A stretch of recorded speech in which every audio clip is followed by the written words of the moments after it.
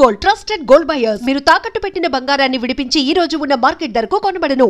మీ police officer గా నటిస్తున్నారు. ఏంటి అంటే ఎవరైనా ఇన్స్పిరేషన్ ఆ క్యారెక్టర్ చేయడానికి అని? విజయశాంతి గారు ఎవరికి లేదు చెప్పండి. కర్తవ్యం నేను ఐపీఎస్ ఆఫీసర్ అయిపోదాం అనుకున్నాను. తర్వాత తెలిసింది అబ్బాలంటే చదవాలి నువ్వు అని. ఓ కోపం వచ్చి కొట్టేస్తే సరిపోదా అనుకోవాలి. But obviously she was a big inspiration. The movie was a big inspiration. And there were many scenes between Parchuri Venkateswara garu and Vijayashanti garu Kartavyam సినిమాలో అవి లైఫ్ లెసన్స్గా చాలా నేను ఇన్స్పైర్ అయినట్టువి ఉన్నాయి. So and then a lot of fight sequences in it. I said, why not in a different character, in a different look, in a different vibe. So I said, yes. నాన్నగారు మోహన్ బాబు గారి character ఎలా ఉండబోతుంది? ఆయన్ని అసలు ఈ సినిమాలోకి మీరు తీసుకొచ్చారా లేకపోతే ఆయనే మీకు కథ తీసుకొచ్చి? ఆయనే తీసుకొచ్చారండి. అందుకే అంత ఈజీగా ఆయన కూడా చేశారు. లేకపోతే ఆయన అంత ఈజీగా ఒప్పుకోరు క్యారెక్టర్స్, ఎస్పెషలీ నాతోటి. So I was very very excited. ఇలాంటిది నేను చిన్నప్పుడు ఎప్పుడు డాడీతో ఒక సినిమా చేస్తే బాగున్నాను. Even after becoming an actor ఆ ఆశ ఉంటుంది కదా పెద్ద ఆర్టిస్ట్తో చేయాలి అని. అండ్ ఇంట్లోనే ఉన్నారు, ఇంతోటి కూడా చేయకపోతే ఇంకెలా. బట్ అది కుదరాలి. ఆ దేవుడు మీకు ఆశీస్సులు పంపాలి, పెట్టాలి, చెయ్యాలి. సో అలా డాడీ తీసుకురావడం అండ్ ఆయనకు ఒక బ్యూటిఫుల్ క్యారెక్టర్ దాంట్లో ఉండడం. It's not your typical daddy character. చాలా సటిల్గా, చాలా బ్యూటిఫుల్గా ఆ క్యారెక్టర్కి తగ్గట్టు he looks beautiful. Daddy screen presence గురించి నేను చెప్పాల్సిన అవసరం లేదు.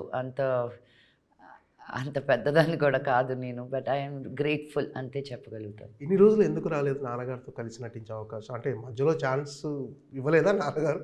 ఇవ్వలేదండి అని రాలేదు, రెండు నిజమే. సో చాలా ట్రై చేశాను. పీకు సినిమా వచ్చినప్పుడు నేను రైట్స్ తీసుకొని తెలుగులో చేద్దాం డాడీ తోటి అని. బట్ కుదరలా అంతే. ఈ సినిమాలో మెసేజ్ ఏమన్నా ఉంటుందా? లేదండి. యూజువల్గా నేను ప్రతి సినిమాలోనూ ఏదో పొడి చేద్దాం, చింపేద్దాం, ఏదో మెసేజ్ పెడదాం అనుకుంటాను. బట్ ఈ సినిమాలో just doing a film on medical crime thriller, ఒక ఎంటర్టైన్మెంట్ పరంగానే. But by the end of the film you do question, should you stand up for, నువ్వు బిలీవ్ అయిన దానికి నువ్వు నిలబడాలా, లేకపోతే just let the society do what it's due అనేది you do question yourself. అంటే ఇంతకుముందు చేసిన మెసేజ్ ఓరియంటెడ్ సినిమాలు సరైన ఫలితం ఇవ్వకపోవటం వల్లే వద్దనుకున్నారంటే జనాలు అసలు రిసీవ్ చేసుకోవట్లేరు అనే కాన్సెప్ట్. ఏమంటే ఎవరికి ఏం కావాలో అలా తెలుసండి. ఇప్పుడు నేను చెప్పిన నేను బోధించేసరికి ఎవరు వినేటట్టు లేరు.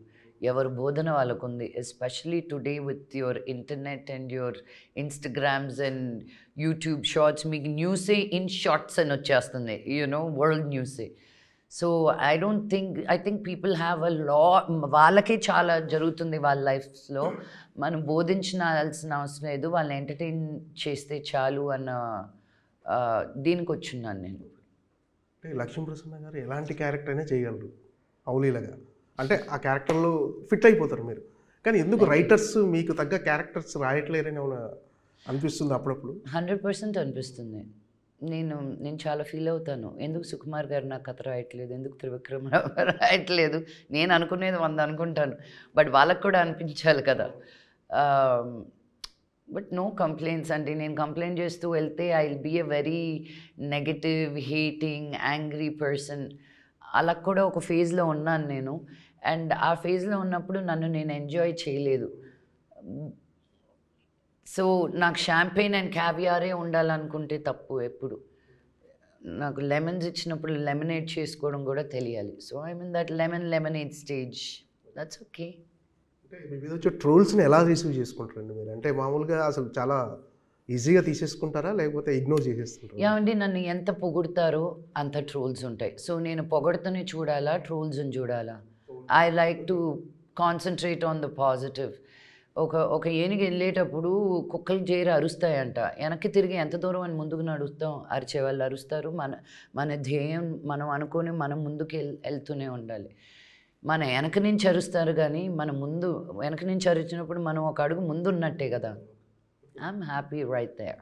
కానీ పాజిటివ్ వైపు మీరు అంటే కొంతమందికి మీరు చెప్పే సజెషన్స్ కావచ్చు చాలామందికి చాలా ఉపయోగపడతాయని తెలిసింది. అంటే ఫర్ ఎగ్జాంపుల్ అంటే మనోజ్ అంటే మీ ఓన్ బ్రదర్, కానీ మనోజ్ కూడా మన ఇంటర్వ్యూలో చెప్పాడు, ఇక చాలు ఈ లైఫ్ అనిపించినప్పుడు అక్క దగ్గరికి వెళ్తే చెప్పేసరికి గట్టిగా కౌలించుకుని ఏడ్చేసింది, ఒక థెరపిస్ట్ దగ్గర జాయిన్ చేసింది. సో ఈరోజు నేను ఇలా ఉండడానికి కారణం అక్క అని చెప్పాడు, నా ఇంటర్వ్యూలో చెప్పాడు నిన్న. ఇవన్నీ కూడా చెప్పారు. వీ ఆల్ నీడ్ హెల్ప్ అండి. లైఫ్ అనేది ఏంటో మనకి పుట్టిన తర్వాత ఏదో కొన్ని నేర్పిస్తారు, కొన్ని మనమే అనేసుకుంటాం చెప్పకుండానే, మన ప్రాంతం బట్టి, మనం పెరిగిన వాతావరణం బట్టి. But we all need help. ఎక్కడో ఒక దగ్గర we feel like my God you know నేను అనుకున్నది సాధించలేకపోతున్నాను, సో ఇంకెందుకు ఈ లైఫ్ అన్న ఒక ఇది, నేను ఒక దగ్గర ఇన్వెస్ట్ చేశాను, డబ్బులు పోయింది, ఒక సినిమా తీశాను, అది పోయింది అనుకున్నప్పుడు, నిరాశపడిపోయినప్పుడు ఇక్కడితో ఆగిపేస్తే చాలు కదా అని ప్రతి వ్యక్తి లైఫ్లోనూ ఎక్కడో ఒక దగ్గర అనిపిస్తుంది. That is the most important time. That ఏదో మీ లైఫ్లో పెద్ద మార్పు వచ్చే టైం అది అని, దాన్ని నిలదొక్కున్నప్పుడే దేవుడు మీకు ఆ వెళ్తురు ఏదో చూపిస్తారు. బట్ చాలామంది అక్కడ దాకా వచ్చి నిరాశపడిపోయి ఆగిపోతారు and they never see the light. And మనోజ్కి ఆ టైంలో ఎవరు అవసరం ఉన్నది అని నేను I take chances with Manoj, ఇది చేయరా అది చేయరా, and I do not give up on him. And ఎక్కడో ఒక దగ్గర లొంగుతాడు. అందరితోటి ఇంత టైం అండ్ ఇంత ఎఫర్ట్ పెట్టలేము, పెట్టకూడదు గారు. బట్ మనోజ్కి నౌ ఐ ఫీల్ ఇంకా ఇప్పుడు వచ్చి అడిగినా కూడా పోరా నీకు చెప్పింది చాలు, నువ్వు చూసుకో అని. బికాజ్ నౌ గట్టెక్కిచ్చేసాను నేను నా పరాన, ఇంకా let him live his life. కాదు మనోజ్ ఇప్పుడు ఒక 10 మందికి చెప్తున్నాడు, ఏంటి మీరు ఏదైనా ప్రాబ్లం ఉంటే థెరపిస్ట్ దగ్గరికి వెళ్ళండి, ఫ్యామిలీతో కూర్చోండి, కౌన్సిలింగ్ తీసుకోండి. అవును, 100%. సో అవన్నీ మనోజ్ చాలా మెచ్యూర్డ్గా చెప్తున్నాడు బికాస్ ఆఫ్ యూ అనమాట. యా, నేను ఇన్నర్ వర్క్ చేయకుండా, సెల్ఫ్ హీలింగ్ లేకుండా నేను ఇంత హ్యాపీగా, ఇంత settled in my soul, in my భావన. బికాజ్ ఇంతకుముందు ఇంటర్వ్యూస్కి ఇప్పటికీ నాకే చాలా డిఫరెన్స్ కనిపిస్తుంది in the person I am. చాలా ట్రిగర్ అయిపోయేదాన్ని ఇంతకుముందు. ఇప్పుడు okay, that's your opinion, I don't have to agree on it, but that's okay. And all that strength came from నేను ఎవరో, who am I? Ramana Maharshi గారు అదే అంటారు, నువ్వెవరో నువ్వు తెలుసుకో. Who are you? అంతే. Who am I? I am అని నువ్వు చెప్పుకోగలిగినప్పుడే నువ్వేంటో నీకు అర్థమవుతుంది. బట్ ఐ యామ్ దిస్ అనేది మనం చాలా చెప్పుకోలేము. I am so and so's daughter, so and so's ఇది దాన్ని ఏమంటారు, అవుట్ రీచ్ చేస్తాం కానీ మనం ఓన్ చేసుకోం. అక్కడే వచ్చే ప్రాబ్లం. మనం ఓన్ చేసుకుంటే then life becomes little bit more easier. Easy అని మటుకు అన్నాం life, it's very very difficult. You need to learn how to navigate through it.